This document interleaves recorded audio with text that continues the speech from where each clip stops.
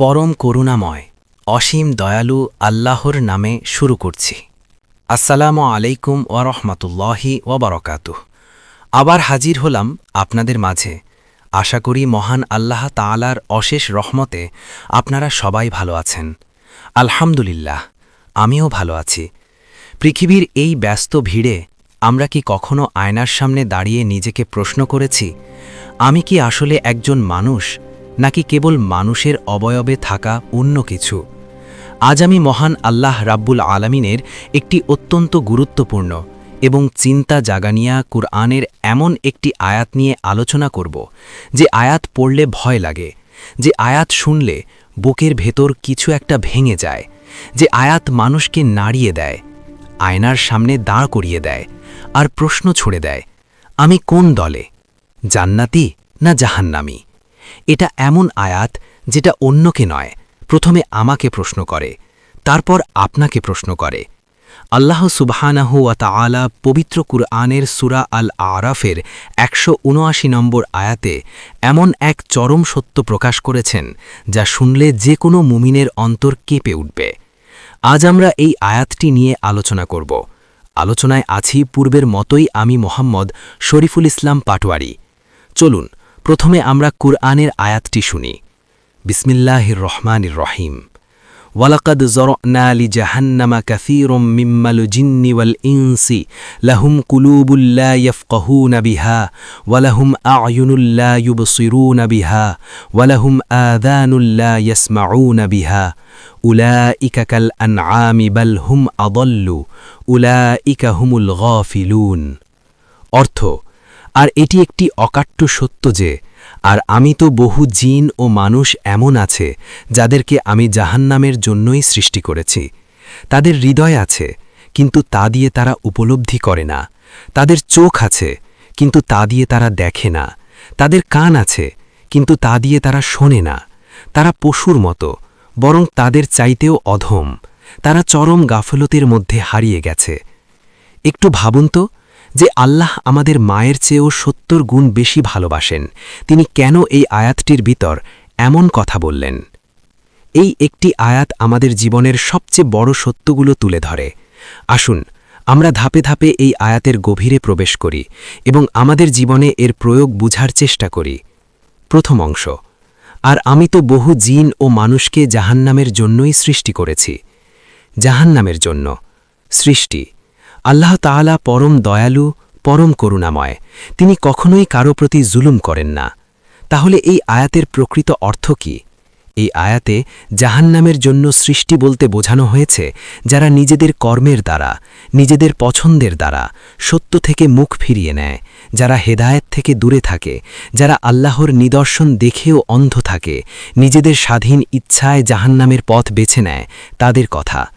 আল্লাহ তাআলা আমাদের সবাইকে হেদায়েতের পথ দেখিয়েছেন, কিন্তু পথ বেছে নেওয়ার স্বাধীনতাও দিয়েছেন। যারা সত্যের পথ বেছে নেয় না, তারাই নিজেদের জন্য জাহান্নাম নির্ধারণ করে। দ্বিতীয় অংশ, আল্লাহ বলেন, তাদের হৃদয় আছে, কিন্তু তা দিয়ে তারা উপলব্ধি করে না। এই কথাটা খুব গভীর। এখানে হৃদয় বলতে আসলে কি বোঝানো হয়েছে? এটা কি শুধু বুকের ভেতরের সেই মাংসপিণ্ড যা রক্ত পাম্প করে? এখানে হৃদয় বলতে আসলে বোঝার ক্ষমতা, চিন্তা করার শক্তি, সত্য মিথ্যা বিচার করার যোগ্যতার কথা বলা হয়েছে। আল্লাহ আমাদের প্রত্যেককে বিবেক দিয়েছেন, বুদ্ধি দিয়েছেন, কিন্তু কিছু মানুষ এই বিবেক ব্যবহার করে না। তারা দুনিয়ার মোহে, নফসের দাসত্বে, শয়তানের প্রতারণায় এত ডুবে যায় যে সত্য মিথ্যা বোঝার ক্ষমতা হারিয়ে ফেলে। যখন একজন মানুষ শুধু টাকা পয়সা, সম্পদ, পদমর্যাদা, বিলাসিতা নিয়ে ব্যস্ত থাকে, আখিরাতের কথা ভুলে যায়, তখন তার কলব ধীরে ধীরে শক্ত হয়ে যায়, অনুভূতিহীন হয়ে যায়। আজ আমাদের হৃদয় আছে, কিন্তু এই হৃদয় কি গুনাহ করলে কাঁদে? এই হৃদয় কি আল্লাহকে ভয় পায়? এই হৃদয় কি কবরের কথা শুনে কেঁপে ওঠে? কিন্তু প্রশ্ন হল, যখন হারাম দেখি আর হৃদয় নড়ে না, যখন নামাজ ছাড়ি আর ভিতরে ব্যথা লাগে না, যখন মিথ্যা বলি ভিতরে কাঁপুনি আসে না, যখন অন্যায় করি অনুভব করি না, যখন অর্থের মোহে হারিয়ে যাই, তখন মৃত্যুর কথা স্মরণ থাকে না, যখন খ্যাতির পিছনে দৌড়াই, তখন আল্লাহর সীমা লঙ্ঘনের কথা খেয়াল থাকে না। আর ঠিক তখন বুঝতে হবে, হৃদয় আছে, কিন্তু উপলব্ধি করার ক্ষমতা হারিয়েছে। রাসূলুল্লাহ সাল্লাল্লাহু আলাইহি ওয়াসাল্লাম বলেছেন, গুনাহ করতে করতে হৃদয়ে কালো দাগ পড়ে, এক সময় পুরো হৃদয় কালো হয়ে যায়। কালো হৃদয় দিয়ে কি আল্লাহকে চেনা যায়? উদাহরণ দিয়ে বলি, একজন মানুষ প্রতিদিন সূর্যোদয় সূর্যাস্ত দেখে, কিন্তু এর মধ্যে আল্লাহর কুদরত দেখে না। সে নিজের অস্তিত্ব নিয়ে চিন্তা করে না, কে তাকে সৃষ্টি করল, কেন সৃষ্টি করল। তার হৃদয় আছে, কিন্তু সে উপলব্ধি করে না। তৃতীয় অংশ, আল্লাহ বলেন, তাদের চক্ষু আছে, কিন্তু তা দিয়ে তারা দেখে না। আল্লাহ তাআলা বলেন, তারা অন্ধ নয়, তাদের চোখ আছে, আলো আছে, দৃষ্টিশক্তি আছে, কিন্তু তারপরেও তারা ওই চোখ দিয়ে আল্লাহর নিদর্শন দেখতে পায় না, অন্যায় দেখতে পায় না, মৃত্যু দেখতে পায় না, কবরস্থান দেখতে পায়, কিন্তু নিজের ঠিকানা ভাবে না, লাশ দেখে শিক্ষা নেই না, মৃত্যু দেখে প্রস্তুতি নেই না। আজ আমরা জানাজার নামাজ পড়ি, কিন্তু ভাবি না পরবর্তী জানাজা আমারও হতে পারে। দুনিয়ার চাকচিক্য দেখি, দুনিয়ার ফ্যাশন দেখি, দুনিয়ার মানুষ কি বলবে তা দেখি, চোখ খোলা, কিন্তু হেদায়েত দেখার চোখ বন্ধ। আল্লাহ তাআলা আমাদের চিন্তা করতে বলছেন, আকাশের দিকে, পৃথিবীর দিকে, পাহাড়ের দিকে, সমুদ্রের দিকে, কিন্তু আমরা দেখছি কি? শোনার ক্ষমতা আল্লাহর এক মহান নেয়ামত, কিন্তু কিছু মানুষ কান থাকলেও সত্য কথা শুনতে চায় না। যখন কোরআন তেলাবাত হয় তারা মনোযোগ দেয় না, যখন ওয়াজ নাসিহাত করা হয় তারা কান বন্ধ করে দেয়, যখন কেউ ভালো পরামর্শ দেয় তারা শুনতে চায় না। তারা শুধু সেই কথা শোনে যা তাদের নাফসের পছন্দ, যা তাদের ভুল পথকে সমর্থন করে। আমাদের মনে রাখতে হবে, আল্লাহ তাআলা আমাদের কান দিয়েছেন সত্য শোনার জন্য, কুরআন শোনার জন্য, জ্ঞান অর্জনের জন্য। আমরা কি সেভাবে ব্যবহার করছি? পঞ্চম অংশ, এই অংশে আল্লাহ যে কথাটি বলেছেন তা সবচেয়ে যন্ত্রণাদায়ক। এই অংশটি সবচেয়ে কঠিন এবং আমাদের জন্য সবচেয়ে বড় সতর্কবাণী। আল্লাহ তাআলা বলছেন, যারা তাদের হৃদয়, চোখ, কান ব্যবহার করে না সত্য জানার জন্য, তারা পশুর মতো, বরং পশুর চেয়েও নিকৃষ্ট। এটা কত বড় কথা! আমরা যারা মানুষ, আশরাফুল মাখলুকাত, সৃষ্টির সেরা, আল্লাহ তাআলা বলছেন আমরা পশুর চেয়েও অধম। চিন্তা করুন, একটা গরু, একটা ছাগল, একটা পাখি, তারা কি করে? একটা মৌমাছি মধু বানায়, একটা পাখি বাসা বানায়, একটা গরু দুধ দেয়।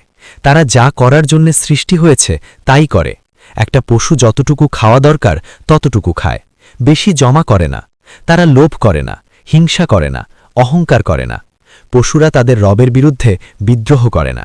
তারা যা আদেশ পায় তাই মেনে নেয়, কারণ একটি পশু অন্তত তার মালিককে চেনে। কিন্তু মানুষকে আল্লাহ দিয়েছেন বুদ্ধি, বিবেক, চিন্তাশক্তি, ভালোমন্দ পার্থক্য করার ক্ষমতা।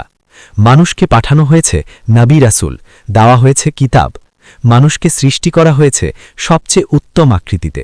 যখন মানুষ এই সবকিছু থাকা সত্ত্বেও সত্যের পথে চলে না, আল্লাহর ইবাদত করে না, নাফসের দাসত্ব করে, শয়তানের অনুসরণ করে, তখন সে পশুর চেয়েও নিকৃষ্ট হয়ে যায়। কারণ পশুর কাছে সুযোগ নেই, কিন্তু মানুষের কাছে আছে। পশুর জ্ঞান নেই, কিন্তু মানুষের আছে। পশুকে হিসাব দিতে হবে না, কিন্তু মানুষকে দিতে হবে। আমাদের সেই কঠিন আগুনের মুখোমুখি হতে হবে। এই আয়াতের শেষ শব্দটি হল আল গাফিলুন, উদাসীন, অসচেতন, গাফেল। গাফলাত কি? গাফলাত হল আল্লাহকে ভুলে যাওয়া, মৃত্যু ভুলে যাওয়া, আখিরাত ভুলে যাওয়া, নিজের দায়িত্ব ভুলে যাওয়া, পরিবারের প্রতি দায়িত্ব ভুলে যাওয়া, সমাজের প্রতি দায়িত্ব ভুলে যাওয়া, শুধু দুনিয়া নিয়ে চিন্তা, আখিরাতের প্রস্তুতি না নেওয়া, নামাজ না পড়া বা পড়লেও মনোযোগ না দেওয়া। আর সেই কারণেই গাফিল বা উদাসীন বলা হয়েছে। যখন আমরা আল্লাহকে ভুলে যাই, তখন আল্লাহ আমাদের নিজেদের সম্পর্কেও ভুলিয়ে দেন। আমরা বুঝতে পারি না আমরা কে, কেন এসেছি, কোথায় যাচ্ছি। হৃদয়, চোখ, কান এগুলি মহান আল্লাহ এই জন্য দান করেছেন যাতে মানুষ তার দ্বারা উপকৃত হয়ে নিজ প্রভুকে চিনিতে পারে, তার নিদর্শনসমূহ লক্ষ্য করে এবং সত্যের বাণী মন দিয়ে শোনে। রাসূল সাল্লাল্লাহু আলাইহি ওয়াসাল্লাম বলেছেন, ইযকুরুল্লাহা যিকরান কাসীরান, তোমরা আল্লাহকে অধিক পরিমাণে স্মরণ করো। কেন? কারণ আল্লাহকে স্মরণ করা আমাদের গাফলাত থেকে বাঁচায়। আসুন আমরা আল্লাহর কাছে ফিরে যাই। হে দয়াময় আল্লাহ, আমাদের চোখ থাকতে আমাদের অন্ধ করে দিও না, আমাদের কান থাকতে আমাদের বধির করে দিও না, আমাদের হৃদয়কে তোমার নূরে আলোকিত করে দাও। আমাদের পশুর চেয়েও অধম হিসাবে মৃত্যু দিও না হে মালিক, আমাদের মানুষ হিসাবে কবুল করো। হে আল্লাহ, আমাদের উদাসীনদের দলে রেখো না, আমাদের হৃদয়কে জীবিত করে দাও। হৃদয়কে কোরআনের দিকে ফেরাই, চোখকে আখেরাতের দিকে মেলি, কানকে আল্লাহের আদেশের জন্য খুলি। আল্লাহ আমাদের উদাসীনদের দল থেকে বের করে হিদায়াতপ্রাপ্ত বান্দাদের দলে অন্তর্ভুক্ত করেন। হে আল্লাহ, জাহান্নামের জন্য নয়, আমাদের জান্নাতের জন্য কবুল করো। আমিন। আমি আপনাদের জন্য দোয়া করি, আপনারা আমার জন্য দোয়া করবেন। আল্লাহ আমাদের সুস্থতার সাথে নেক হায়াত দান করুন। পরবর্তী ভিডিওতে আমরা অন্য একটি সূরা বা আয়াত নিয়ে আলোচনা করব, যেখানে আল্লাহ আমাদের সৃষ্টির আরও বিস্ময়কর ধাপ এবং তার অসীম করুণার কথা বর্ণনা করেছেন। আমার সাথে থাকার জন্য ধন্যবাদ।